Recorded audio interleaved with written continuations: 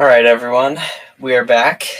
So we just watched Mac McD's run from 2018, and now dlimes over here is going to give us a little demonstration on what a modern run of this looks like.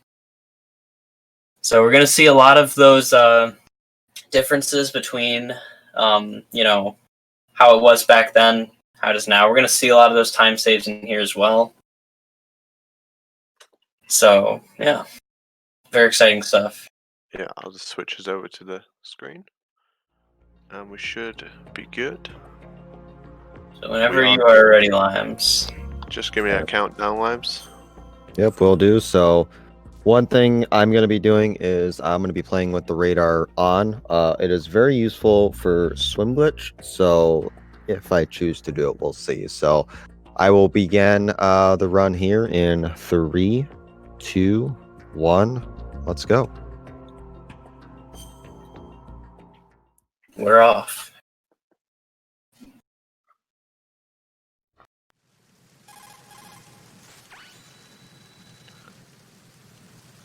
Yeah, and I just want to say thanks very much to Mac McD for allowing us to use his VOD and show that original run off. We really appreciate that. And Mac, he doesn't really stream on Twitch too much anymore. He's still running the game in secret, ready for VE League. But he has started a YouTube series called Better Know a Speedrunner. His YouTube is linked if you could subscribe there. Check out the series. A few Metal Gear speedrunners have been shown on there. It's a very, very good YouTube. I enjoy it a lot. And dlimes has also done one, so you can watch his episode. It's very, very good. So yeah, this is all pretty standard stuff to start with. Not much, just getting up to Olga. I guess we'll see what kind of Olga we get. See if we can demonstrate one of the new strats or something different than a left side loop.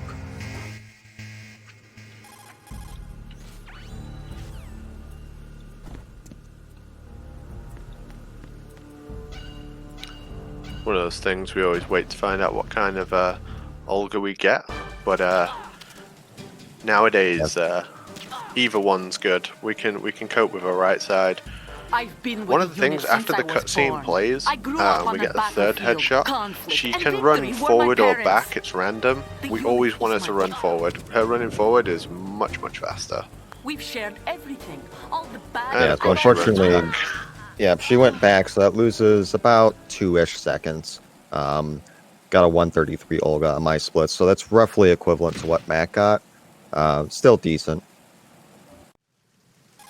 It's still a very good Olga fight. So one thing I'm going to try to do here is I'm going to try to mash square as I go off that platform. You can do an animation cancel by pressing square. It's kind of frame dependent. If you do get the animation cancel, it saves about 3/4 of a second. Which is funny because we only realized that this year, but that was discovered in like 2007 or something by a runner called Dav Wildstar, who was an IL runner. But he found it and he didn't tell anybody, so no one knew about it until Limes randomly saw his VOD years and years later. It was actually Platonic who found it because it was in a VR level, and for the life of us, we couldn't figure out how to replicate that. So we just reached out to him, and he responded. So yeah, he wasn't like keeping it a secret. He was just like he just didn't tell anyone. Like sometimes people discover things like that and don't quite understand the significance of it until much later. We'll see here. Tyler came up with this strat. We call it the swag engine room. When we drop down and shoot that guard's radio, it begins to throw out like a like the alert phase, but his radio's gone, so he can't do it. So he leaves the room and causes a caution, which makes these backup guards come. Now, fortunately, in very easy. If you roll into guards, it immediately knocks them out. So this is all done to skip this cutscene that would normally go out as you reach the Semtex room. Very, very clean execution right there. Arizona Bridge checkpoint passed. And all of that effort saves 1 second, or possibly not even one, but a very small amount of time. And we're going to see a deck 2 strat, where we'll shoot the guard a couple of times with the SOCOM, and then we'll try and can walk through him. And now, when we trank this guard, it's much less it's way less likely to cause an alert, essentially. Yeah, it's because the far guard who's falling asleep gets into position quicker, and he can't turn around and hear what's going on, or hear the other guard getting spotted.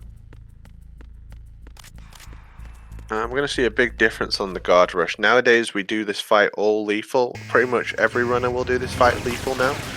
As I said earlier, killing the guards with the SOCOM means that the new guard will spawn in faster. And that was looking like it was going to be rough for a second, and it turned out really well. Yeah, if you do a lethal start on the first guard, you have more time than you think to get the guard at the back, hiding by the box, and that's the most important guard. We initiated development of Metal Gear Ray as a countermeasure to these pirated weapons forces. So we see we do a free punch buffer, and that's just for a bit of safety. Obviously, if you don't equip your camera if you equip your camera before getting on the ladder, you just stand there in the camera. Mac in his run played hold 1 way riskier, but obviously ultimately faster. And a little new strat that we do in hold 2 is we cartwheel? We don't cartwheel. We roll through the guards to knock them down. It's about a second faster than doing the hold up strat. It's a little bit more dangerous. Half second. Only a little bit more dangerous, though. Yeah, Just a tiny. And that roll I did was a bit Monka-esque, so not It the was cleanest, super but it scary. still worked. Still Yeah, faster. I was a little nervous about that one. I was like, oh, okay, but it turned out all right in the end. Something that not everyone knows, and we always find people who don't know this, it's actually faster to mash triangle for these pictures on the computer than the mashing X. We always find someone who doesn't know that when it gets mentioned, so it's always worth saying. Yeah, so on my splits, that was a 550 tanker on the whole 3 split. Very nice.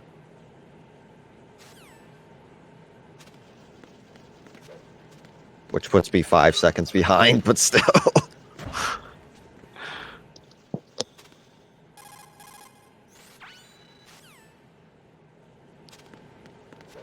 Yeah, so one thing I did in Tanker is I made sure I ended on USP. That way I could set up the menu trick for later to quick equip my M9. So I'll be picking up the M9 early here just for the memes, and then I'll be quick equipping it and using it later. Of course, I'm using the save pack, so MGSR is the name. Very appropriate. Yeah, so it's just like, that's the reason, if you're ever watching a speedrun of this game and they get to the node and it says MGSR, it means they're using the save pack. Blood type AB for all bosses. For now. We do actually have a bounty. It's a $1,000 bounty the MGSR community have put together. For anyone who can find a significant time save in Metal Gear Solid 2, we're talking, doesn't have to be a sequence break, we'd appreciate it if it is, but saving a significant portion of the game, $1,000. So yeah, as I said earlier, during this section, we're just waiting for the elevator to come down. You saw Mac wake the guard up, but it doesn't save or lose any time. Everyone does this room a little bit differently. This is what Limes does. He shoots the exclamation point above the guard's head, which dazes him. Doesn't save any time, but it does look cool. Some say the guard is still dazed to this day. They'll be wrong, though, because next time we go down there, he's not there. So he stopped being in a daze at some point. It's very true. That's what I get for being a cocky and doing stupid stuff. Don't hold your gun out and be an idiot. That is your lesson for the day. Noted. Yeah, so one of the benefits of having the M9 here without having to menu it is we can trank the guard and get a really nice line. Rolling into that guard is a little bit suboptimal. We want better movement through this room, and so if we can trank him early, it's worth it. But it's not worth menuing. So if we didn't have that menu trick, we would still just roll through the guard. You'll see that Limes unequipped his gun before he entered Struck B as well. That will allow him to equip the M9 after the Stillman cutscene, as long as he doesn't press R2 anywhere between here and Stillman. The game currently believes that he has the M9 equipped and he has the M9 on previous. If he presses R2, the game will realize that he doesn't have the M9 on previous, and the trick no longer works anymore. And me and Limes, when we found that trick, we popped off, and it's worth about 0.3 seconds. We were like popping off about it. We were like, this is the best thing ever. We spent probably 3 hours labbing that in a Discord call, so... Trying to work out how it worked, yeah. Yeah, because it was always like people press their menus or something beforehand, so it messed it up. Limes obviously is not going to get the chaffs on the BC bridge. We don't do that anymore. And Limes probably won't get any chaff grenades at all, unless he picks them up accidentally, but his priority will be moving away from the Claymore on the Strut A roof. Yeah, so what I do for the roof is if I just happen to damage cancel the mine, I'll like twirl and pick up the chaffs, because it is ultimately faster. But if I don't, then I just go on.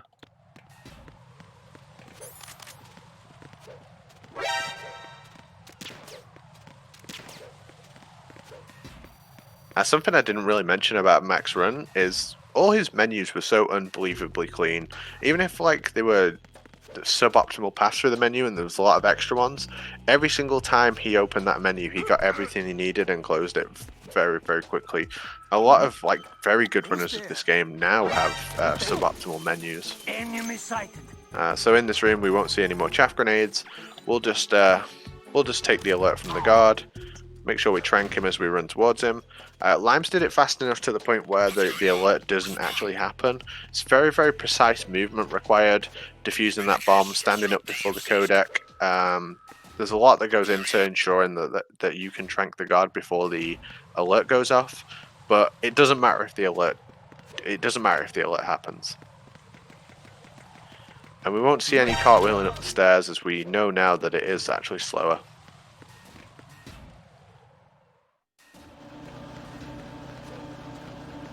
We're gonna avoid that little cardboard thing because we don't need that box. Yeah, we won't be taking that today. See you in Euro.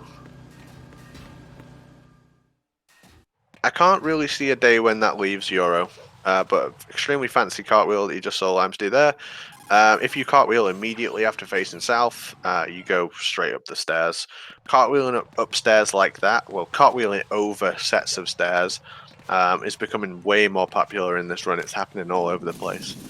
But there's very specific positions that you can get into, and you can make Ryan's aerial go over entire staircases.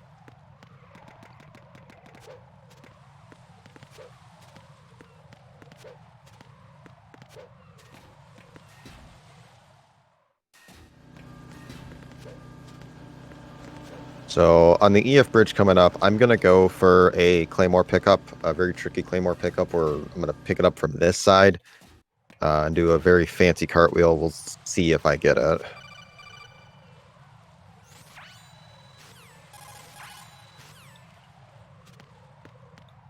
Nope, nope, nope.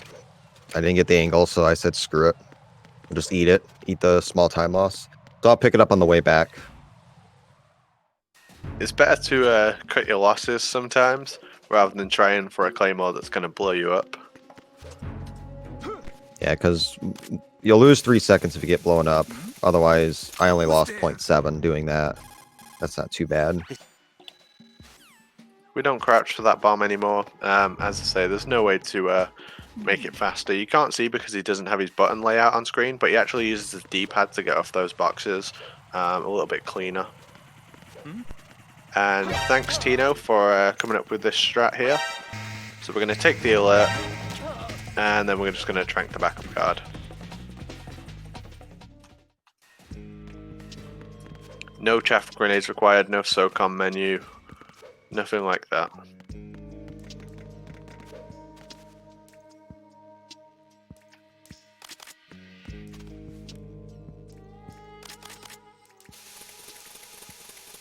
So pretty much the same pump room as what Mac did in his run. No changes there. We'll just see this little... I mean, I'm reluctant to call it a glitch, but if you come out of the second pipe at an angle, it'll kind of just squeeze right and out.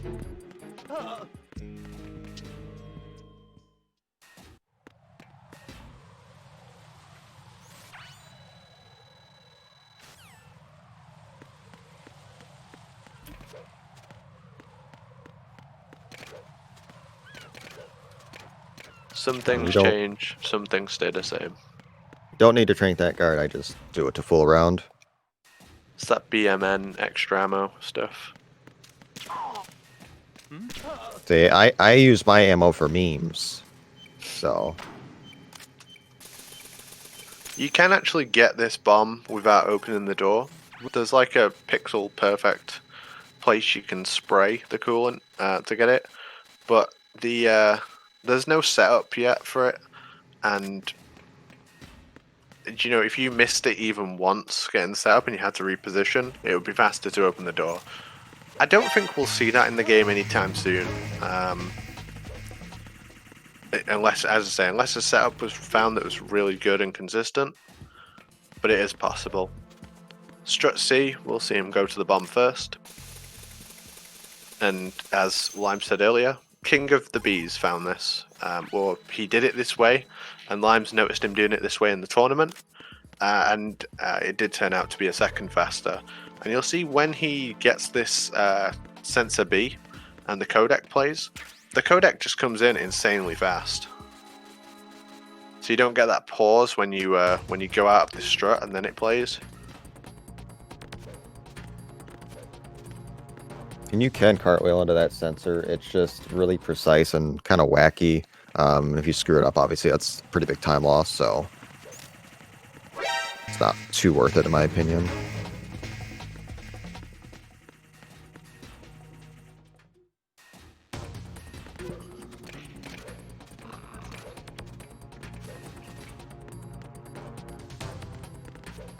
And we'll see that that's set up to prone for the door. That's the easiest one to learn. We're seeing pretty much everyone do that now because there's literally a line on the floor where you roll to prone. But all of those prone into doors for the load zones is becoming way more popular. Yeah, B should be proud to find that time save. He's also the one who began people thinking about left side Olga shooting her early. You know, he came in and he didn't really have any times on the board, and he was like, "Yo, I found this time save for Olga," and I think people were skeptical, right? It's like, who's this guy? How's he finding time saves for Olga? But it legit did turn out to be a way to make an insanely fast left side Olga. So this is why we watch everyone. I think, you know, Limes, you've said a few times, you always be a student of this game. You don't dismiss anyone. You watch everyone's runs. Who knows where these time saves will come from? I mean, you might be able to piece something together to be like, oh, what if you do this? But if you do this and this, sequence break. You never know.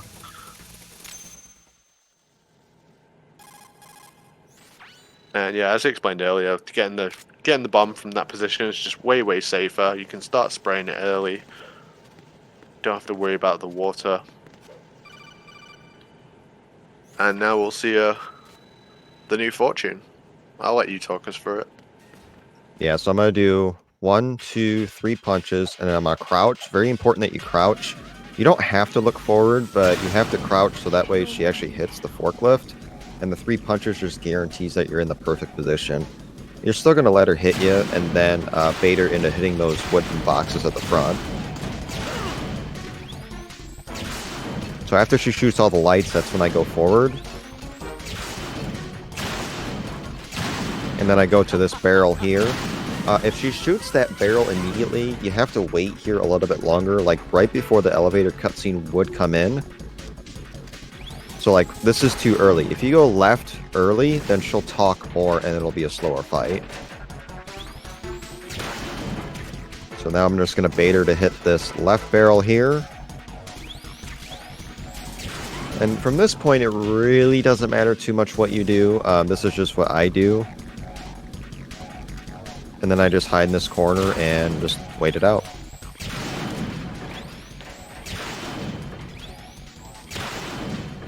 Something that we found as well is that you can hold first person in the M9, and then the game will take you out first person, which makes it easier to react to the codec.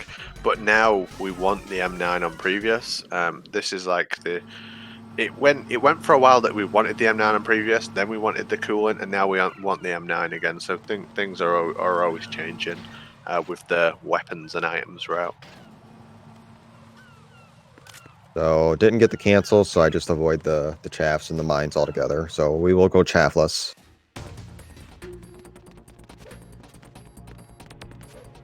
So we saw Mac use 5 chaff grenades in his run, and on this run we're going to see 0, which is pretty cool.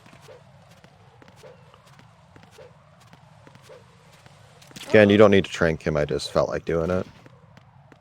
So this room here, I'm going to trank this guard. And then I'm going to unequip and then put my coolant on my previous. So that way I can do this Claymore mine pickup and be able to defuse the bomb right before Fat Man and be all set up for the fight.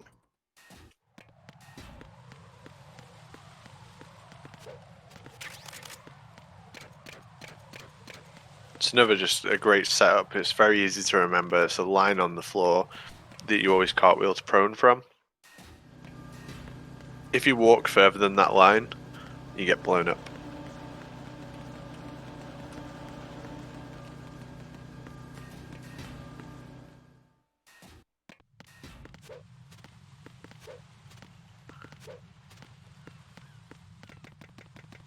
And this ammo is optional. I'm just going to grab it, but if you miss that ammo, it really doesn't matter. You have way more than enough.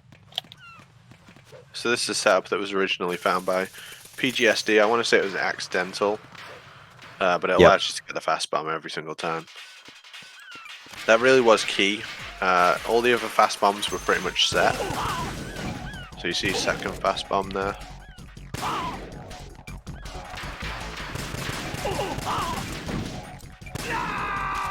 Perfect. All fast bombs. It's a, as Lime said earlier, it's 1.25 per fast bomb. 4 bombs in the fight. So that's 6 seconds. You do the math. Massive. 5 seconds.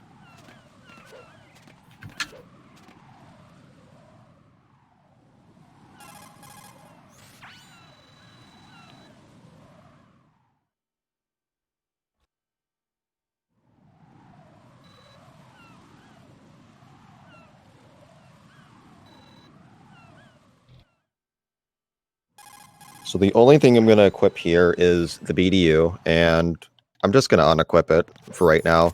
I don't believe it makes a difference in other rooms. We mentioned earlier that if you enter the room where Ames is, the loads are just slower with the BDU on for some reason. I'm just kind of superstitious and just leave it off until I absolutely need it. So do with that what you will. And of course, we're not going to Shred F. We're going right to the core to grab that AK. Yeah, we're going to save ourselves 1 or 2 seconds here by just immediately entering the Shell 1. As I say, pretty much after Mac's run of May 2018, after that point, pretty much everyone, started picking up the AK from the Shell 1 core.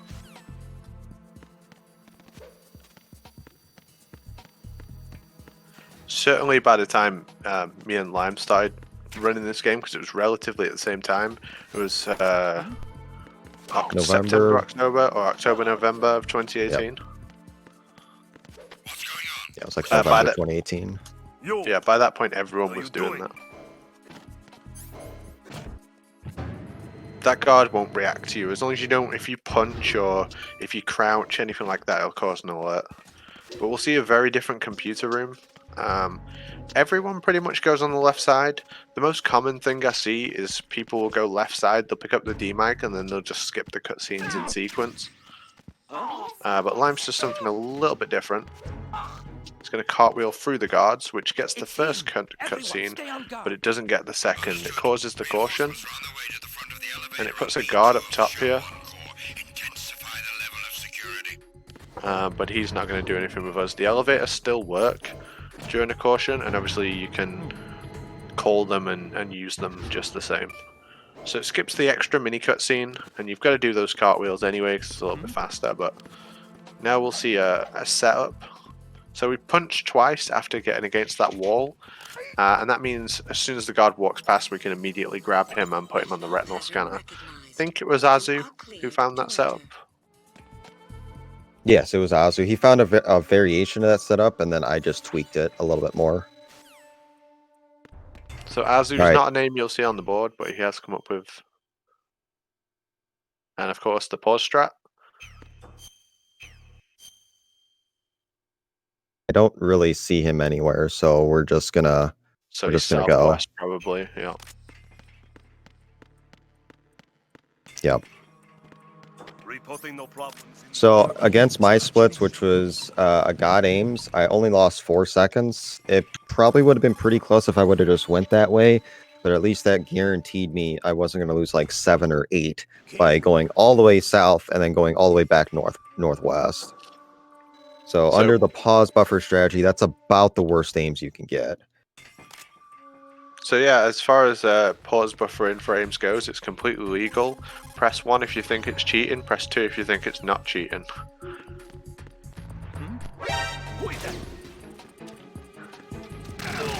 It's certainly a... 3. It's certainly a, you know, it's a part if you use an IGT for the game. It's the same as in VR, holding your menu open in my opinion. I think people's opinions will change when we start doing V League and people start doing it because we use an IGT. Nice cartwheel up the stairs. Very, very difficult to do. You have to get in a specific spot to do that. The first time I ever saw that was Bestwick versus Bees in the V tournament, and it blew my mind.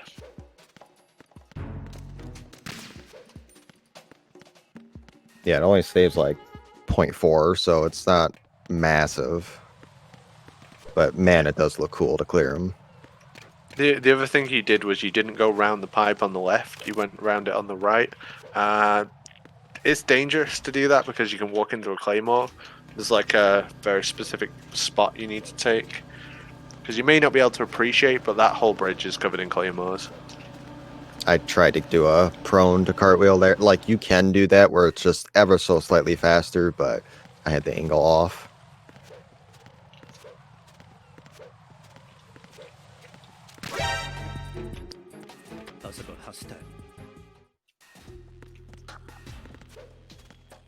There's a feeling that you get when you run this game as you're heading towards the Harrier. You normally get it in strut D, and you just think, oh god, here it comes, the Harrier boss.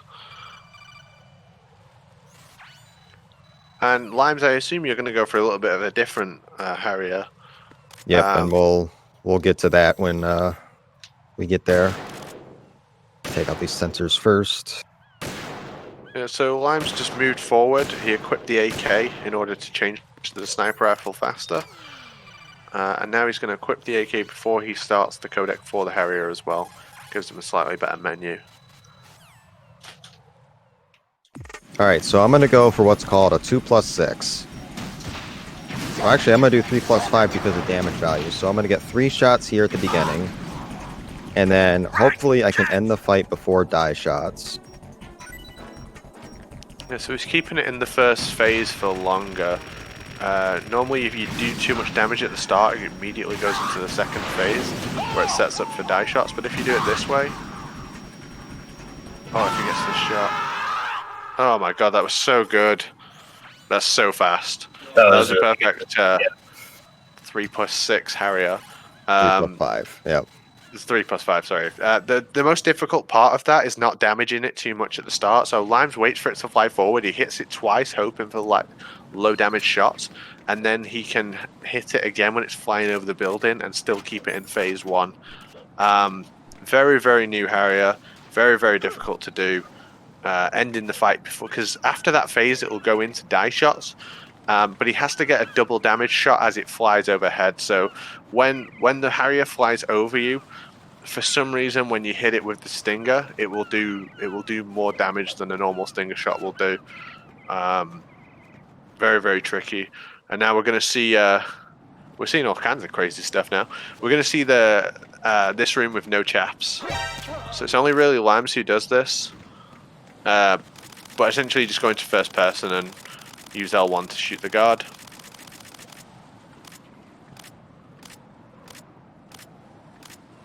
Extremely high level stuff. I'm going to go in my pants. That was nuts. I'm still getting over how nuts that was, by the way. What, the Harrier?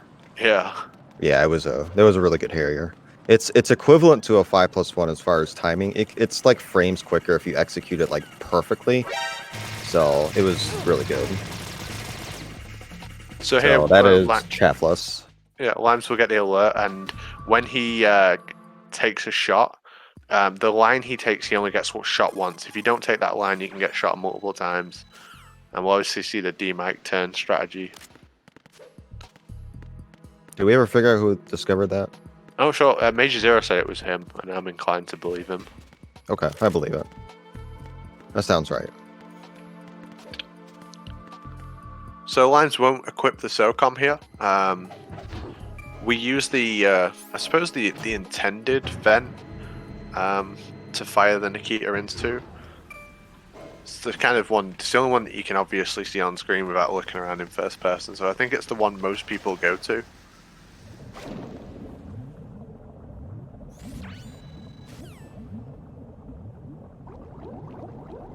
And during this section, when he picks up the Nikita, he'll just swim above it. He won't swim down. He'll just use the left and right on the D-pad.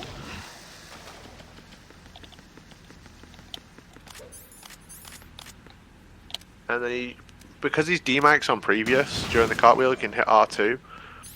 And he'll get the D-Mike, which is right next to the Nikita, which is right next to the Stinger. So now his menus are Nikita with Stinger on previous.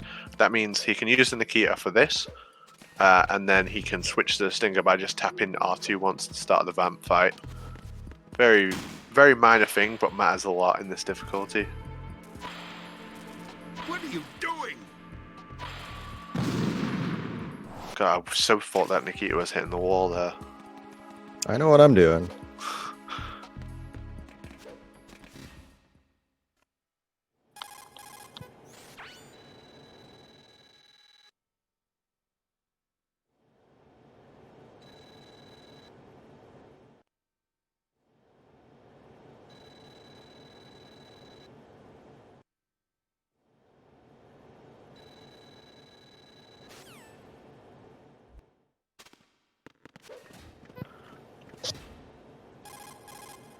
There's a little cheeky cartwheel. As long as you're facing fully south, as you leave in the president room, you can cartwheel into the cutscene.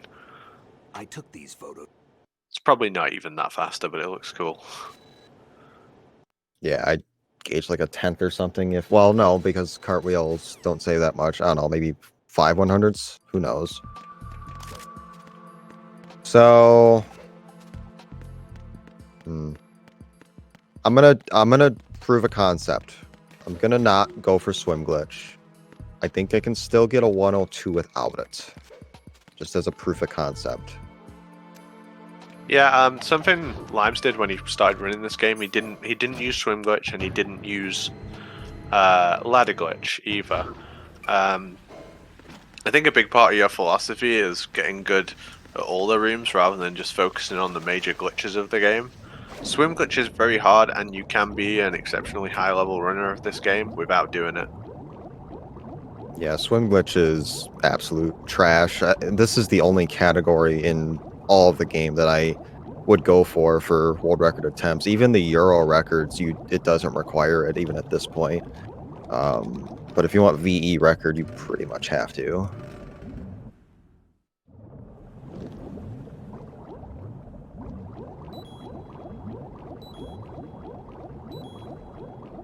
I'd say if you want to like learn this run, execute all the strats well, 104 is well within your reach. 103 is a really good time, and 102 you really have to be a bit nutty to go for.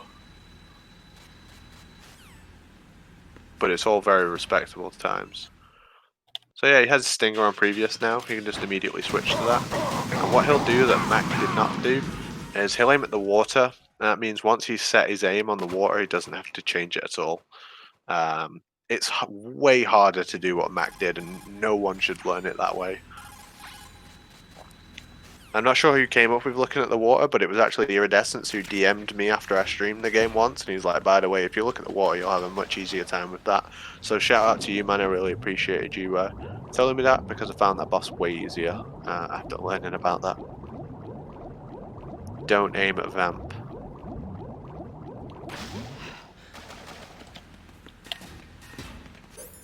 And we'll roll towards the door before Emma, and we'll equip the AK, and then we'll put it on previous. That just helps us out all the way to where we defuse the fire. That's where we're gonna use the AK between now and then.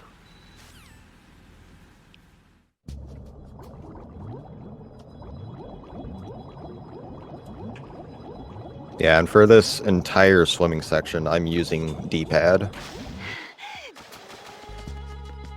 I just find it a lot easier than messing with the analog.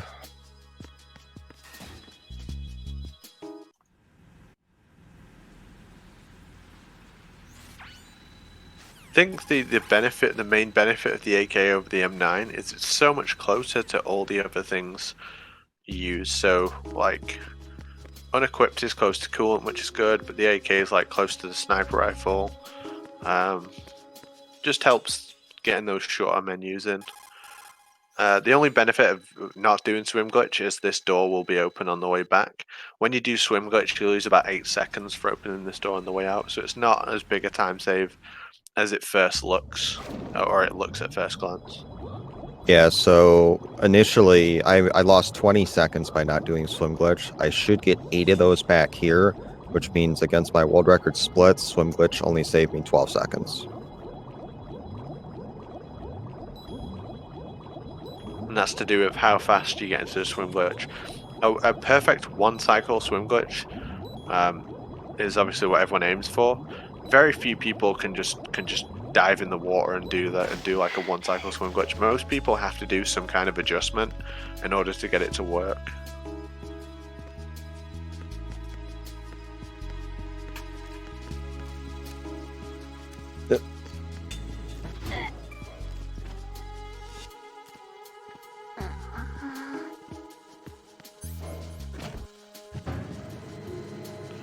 I hope to see one day when the swim glitch, something is found for the swim glitch that just makes it a little bit easier on the execution and a little bit more consistent in getting it. That would be awesome. For sure. And as it's been said, not everyone does it. Not everyone can do it. A lot of people, they get the tutorial up. Tyler 2022 made a really good tutorial on how to do it with button inputs. They try it a few times and they think, you know what, forget this. One downside to using the AK here is there's a random glitch that can happen after you kill the second guard, where a radio call, like a caution call, will still go out. I'm not sure what causes it, but it can happen, which means you get a backup guard coming through that door. Kind of means she runs dead at high level if that happens, but as I say, it's rare. And we'll do the Emma Bump 1 and then Emma Bump 2, which was found by BMN. We'll literally run into her and push her forward slightly. I thought it was Bestwick. And we'll do the second Emma Bump, which was found by Bestwick, where we'll run... the two B's, like I always get those mixed up. Like, who found Wick? Like, I don't know. Both of them legends of the game, come up with all kinds of stuff. And we'll just spray on that one spot, aka the magic spot. I don't like the term magic spot because it sounds like it's like really pixel perfect. It's generally just at the bottom of the pipe sticking out, or the fence panel sticking out.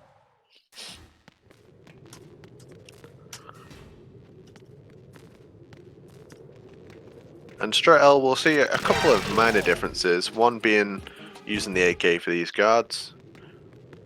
And BMN, I believe, spent a lot of time with messing around with different variations of what to do with Emma here and this door.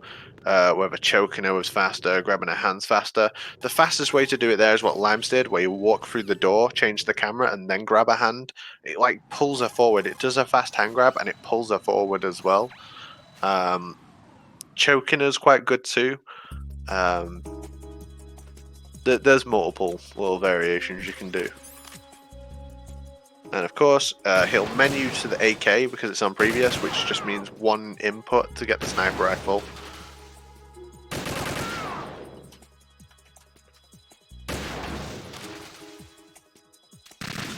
So as a point I made out earlier, it really isn't like one big time save that has took this game from a 104.56 to a 102.14. It's just so many little things all the time, minor increases. A better menu here, some better movement there. It adds up, and when you have a lot of people running the game, and a lot of active people running the game, Very Easy has a lot of active runners. Really helps with everyone contributing something.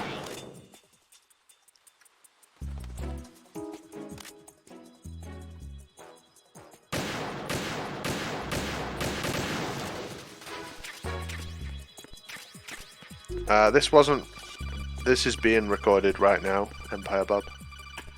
This is live.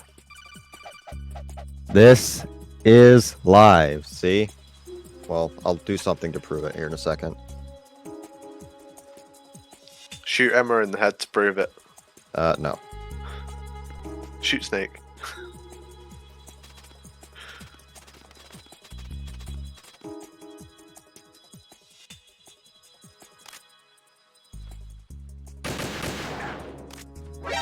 Watch where you're aiming. Nice.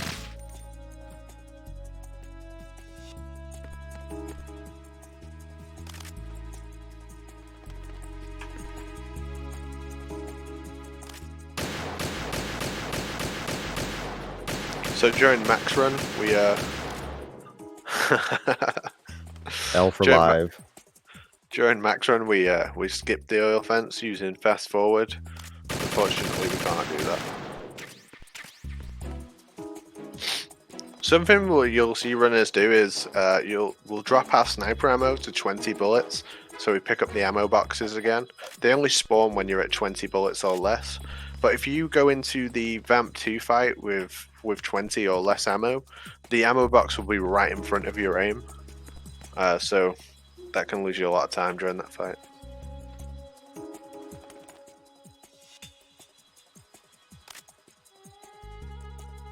Just don't do the ride and face thing, it's so cursed. I was watching my race back with Tino and he was doing that.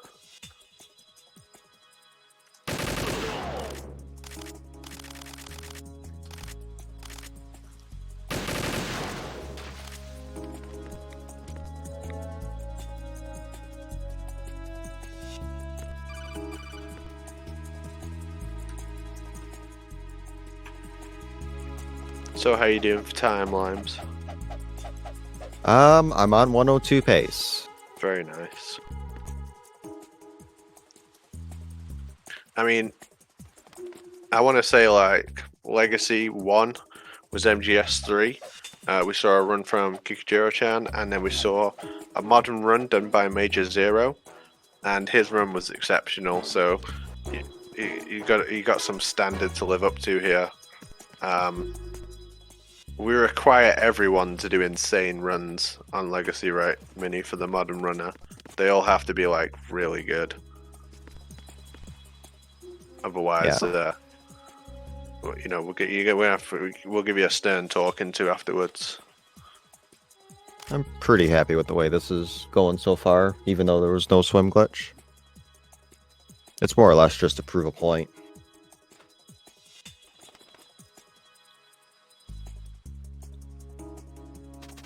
Prove a point that you've got to get insane at the game to get good times. And prove that swim glitch is a joke to get a good time. You don't need it. Nobody needs it. Absolutely not. I mean, even to the extent you don't need ladder glitch to get an insane time. Like, it helps, but it's only 10 seconds. It's not. It's not You're not going to much. change the world by being able to do ladder glitch, and you certainly don't want to be resetting your run for it. Your run doesn't live and die on whether or not you do ladder glitch, but it does live on and die on you messing it up.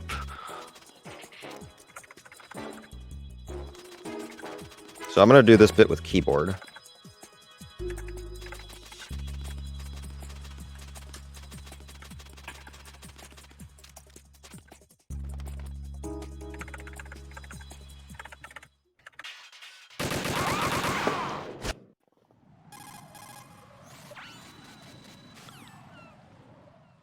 Sorry, Minnie. I know you stepped away for a second, but I was just saying that we require every single legacy runner to do an insane run for the modern run. Like, everyone has to be really good. Like, Major was so good, Limes has to be really good too, right? Like, he's not allowed to make any mistakes, otherwise they'll get a stern talking to. Yes, we'll send him to detention and have a long conversation about what he did. He'll be required to run dog tags if he messes up. Yeah, so now we don't use chaff grenades anymore in this room. We're just going to use the AK. Very much key to a lot of the second half of this run is using the AK. He only picks up 1 ammo pack after Vamp. A lot of people pick up 2 for safety. You notice he's only got 6 bullets left. You never want to be caught short of AK ammo on that bridge when you're shooting the Cypher, because if you fail to blow up that Cypher, it's going to shoot you and then you'll fall through the panel and you'll fall to your death. Getting a game over there is the most costly place to get a game over in the whole run. It's even more costly than, like, you know, hold 1. It sends you all the way back to just where you get up the ladder at the end of the oil fence.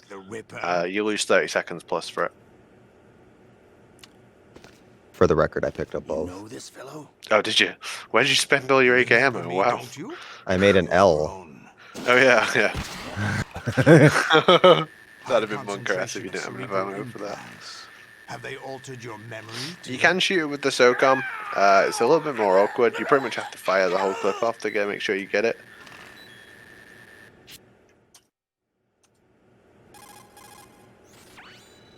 Yeah, so this game's... I was going to say, I've done that bridge with as little as like 10 bullets, so... Yeah, the AK animation for it firing and how many bullets it's actually spending from the clip is very, very different. Brace yourself. But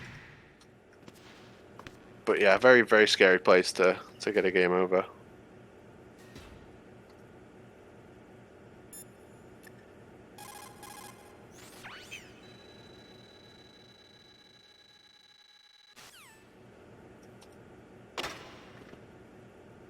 And the Jejunum is still a very scary part of everyone's run. You're at risk of getting an alert, and if you get the alert, you're at risk of being shot when you roll through the gap. I lost a race to Mac because of this. It's a very scary room. I still get a bit nervous when I do this room. And I've probably done 1,000 runs of this game.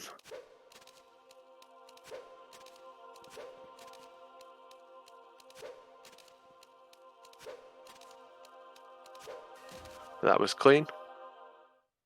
And he did the prone for the load zone.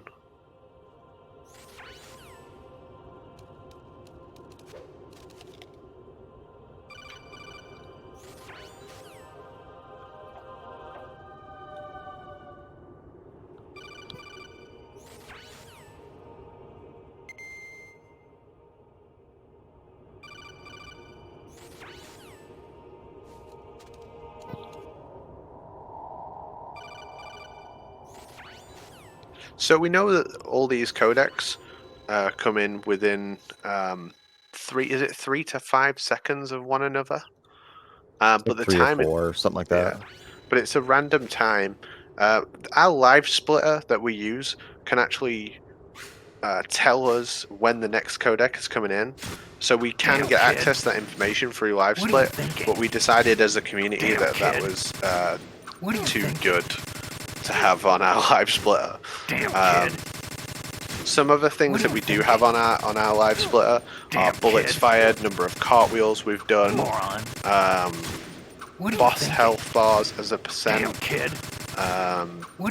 number of Tengu 2s left before the end of the fight. We have access to quite a lot. We can even get we could theoretically get the live splitter to tell us where Ames is in the room when we enter the room. Again, we decided that was too powerful. We don't want access to information that we couldn't get otherwise. So number of Tengus left, you can count them, for example. But we shouldn't be able to know, for example, when a codec's going to come in. So we do that on reaction.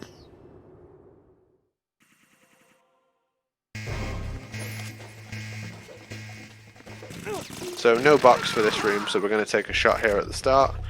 We cartwheel into it, so the shot interrupts our cartwheel.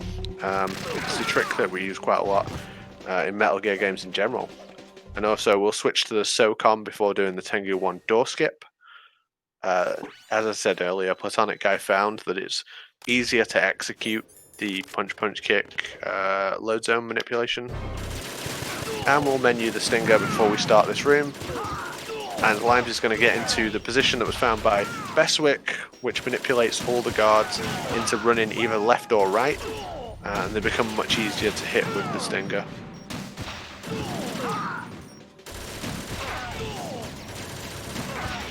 As I say, two perfect Tengu 2s, whether you use this strat or the other one, should be the same amount of time.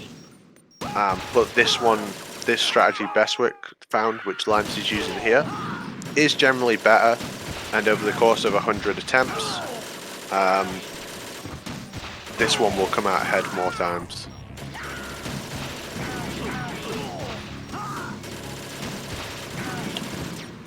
That load zone,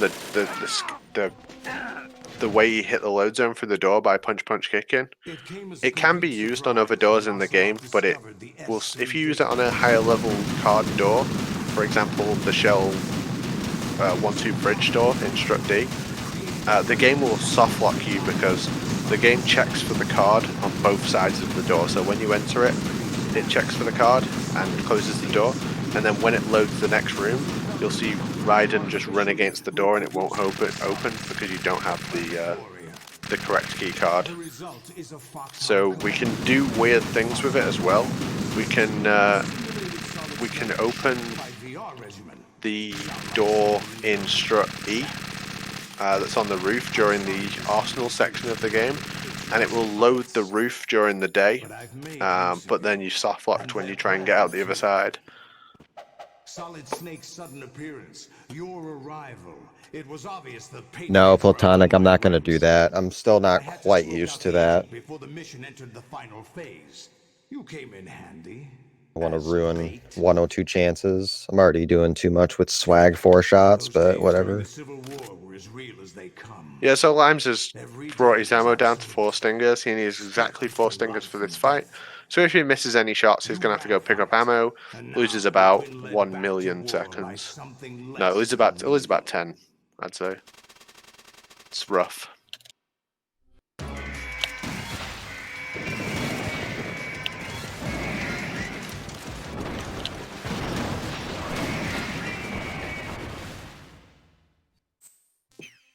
Are you awake yet? That was very nice, very well executed. Good luck on the torture section. Thanks. Harder section of the game for sure. Recently, as a community, we've allowed turbo for Metal Gear Solid 2. Turbo doesn't provide an advantage against anywhere in the game. Essentially, it's slower for mashing codecs with, for example.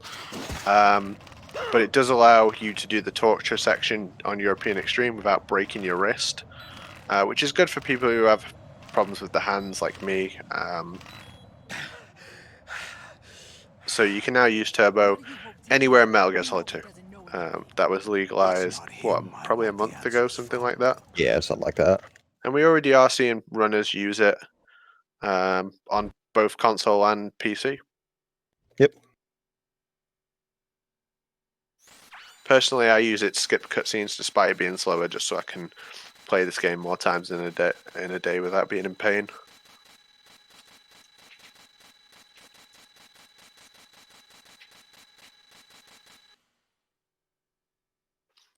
dlimes13 has the fastest time for very easy with a 1:02:14, which is the current world record.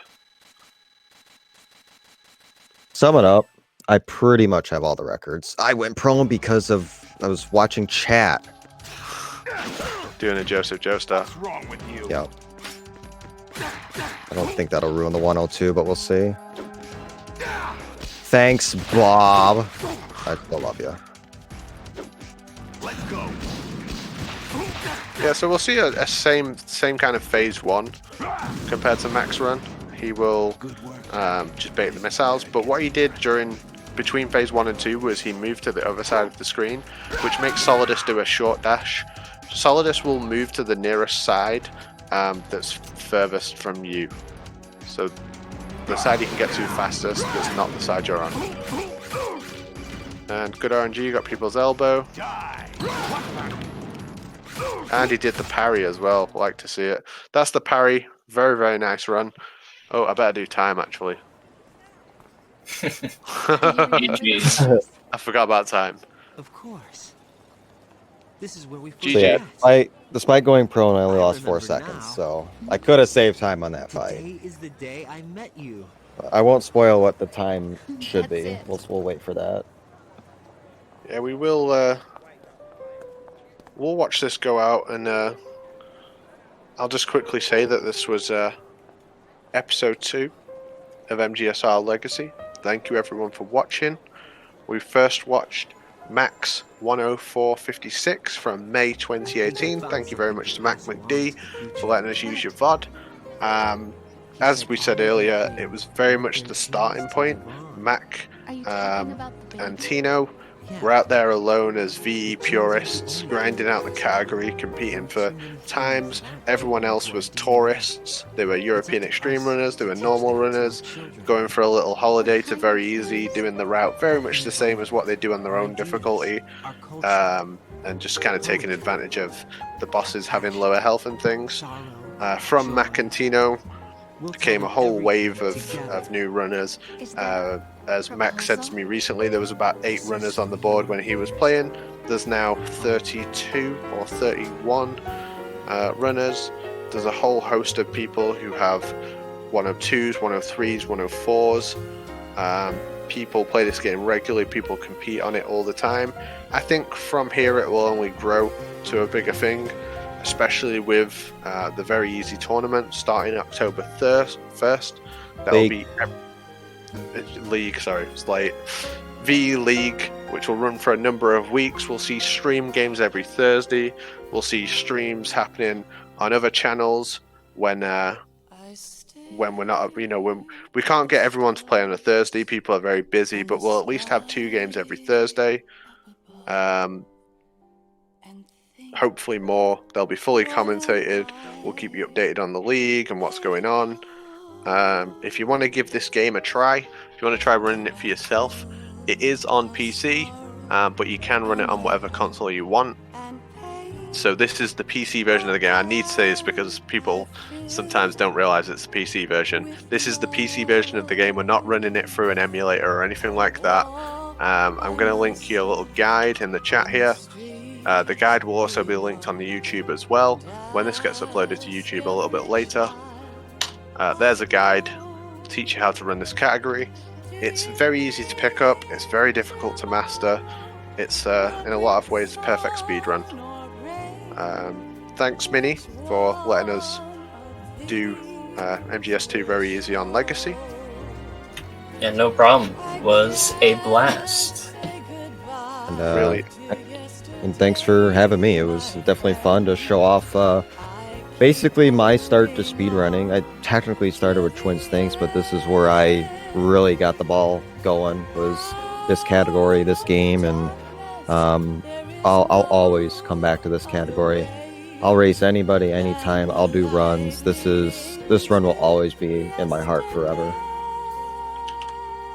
And if you want, thanks very much, obviously, Limes, for joining us doing the run and providing incredible commentary, not only on Mac's run but during your own commentary, during your own run as well.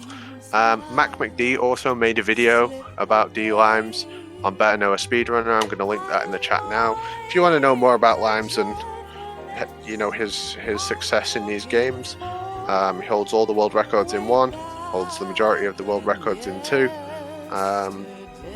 Excellent runner. It was great to have you on here.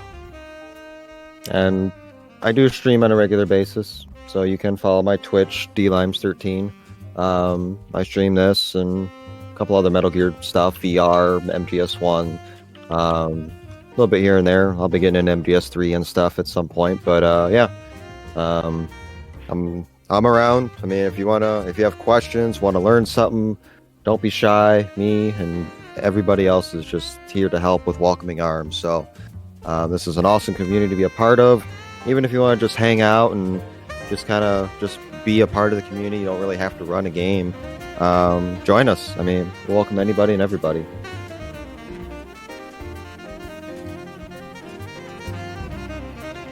And the Discord servers there, if anyone would like to join us on there. While we've got a bit of time during these credits, from next week, we'll be streaming on this channel regularly. There'll be a public calendar up in the next day or so, and I will link that on the Twitter. It will be on the Discord. I think you're going to be doing a regular spot from Tuesday, right, Limes? Yep. I'll be doing the stream team every Tuesday night. I'll be here on the MGSR channel doing various PB world record attempts, stuff like that. It'll be very similar to what I do on my stream, just may look a little bit different, but similar kind of style. So we'll see how that goes. I'll be doing a stream every Wednesday at 12 p.m. Pacific. That's 8 p.m. for anyone from the UK. I'll be running Metal Gear Solid 3, European Extreme, Tuxedo runs. Maybe in the future I'll do some Cigar Percent and some Keratan runs. I'll be doing a mix of stuff, mostly Metal Gear Solid 3, and maybe some 2-player 1 controller with my partner as well. And also on the channel will be Sparty, Joseph Joestar 316, Tyler 2022, Plywood, a whole host of people. If you do want to join the stream team, if you go on the Discord and check announcements, you can apply to be a part of that team as well, and those applications will be reviewed regularly.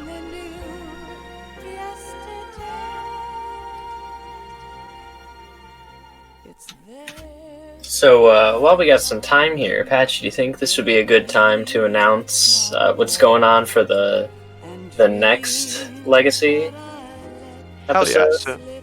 So MGSR Legacy, we've got a whole load of runs we want to do, really. There's a lot of interesting runs coming in the future. The next one that we will be doing is one I'm very excited for. We're going to be doing Slade's Metal Gear Solid 1 Extreme All Bosses run on PAL PlayStation 1 from, I can't remember what year it was, but it's something to behold. And we'll be doing that on Saturday, October 3rd. Roughly the same time, but we will make a proper announcement once we've decided and got a cool picture for it as well. But that'll be on the Twitter, that'll be in Discord, in the announcements. Tons of stuff happening right on the MGSR channel. There's so much stuff going on. Like, I feel like every time we do something, we're announcing something new, which we'll love to see. But MGS Slade, incredible runner. Not just one of multiple Metal Gear games. Every so often he goes live with a stream and everyone's like, he's back, he's back, he's back. But I'd say he's kind of inactive right now. But he can always draw a crowd whenever he goes live. Yeah, whenever Slade starts streaming, everyone comes out of the woodwork to watch him play. Whether it's MGS1, it's usually MGS2 now. The last time he did it was MGS2. But he is a legendary player, to say the least, I guess. So Yeah, for sure. I think he's someone he was not just like good back in the day, but he was very much a leader for showing people what was possible. And he was there. He didn't have anyone to like kind of like copy off. He did it all himself. And I believe his run on PAL PS1, no one has beaten it on hardware, right? Like on his hardware. Yeah. Like yeah, that run is still the fastest on PS1 as far as I'm aware, which just goes to show how insane it was. And look at that. Yeah, 102. Okay. 102. Can't complain at all. Insanely good time. For reference, I've been playing this for 2 years now. I've never had a 102. Hopefully sometime soon. There's only 2 people who've had 102s, which is Limes and Platonic Guy. 3, Bestwick. No vid, no dead. Breaking news. He said he's going to submit it to the boards. Hell yes. That's what we like to see. We want everyone submitting to the boards. But it's worth saying as well, Mac McD is currently 3rd on the leaderboards. So he didn't just do his 104, 56 and leave. He's come back multiple times and proved that he's still one of the best in this game. You know, and it's great to see. I'm sure we'll see him in VE League October 1st, but more information's come out about that very soon, including all the players that are in it. Oh no, it's Bestwick. He's in the chat. He heard me. He always appears whenever I say his name. I said I would, Bestwick. Yeah, we all want to see it. We all want to see it. So yeah, with that, thank you everyone for joining us. It really meant a lot to me to be able to share the story of the game, talk about very easy from right where I picked it up, I guess. 2018 is not that long ago, but in the history of this game, it really is the beginning, and I'm excited to see where it goes next. Thanks for joining us, dlimes13. That was an insane run. Thanks for having me. And Minnie, Thank you, Limes, for your run. We'll be back with another one. Yes, we will be back in a couple of weeks. That is true. Is there anything you'd like to say before I cut us off? Only real thing I can say is thank you for watching. Thank you very much, everyone. Another wonderful episode. I'm going to cut to a intermission, and then I'm going to see if one of the wonderful admins of MGSR will host someone. Thanks very much, guys. I'll see you all soon.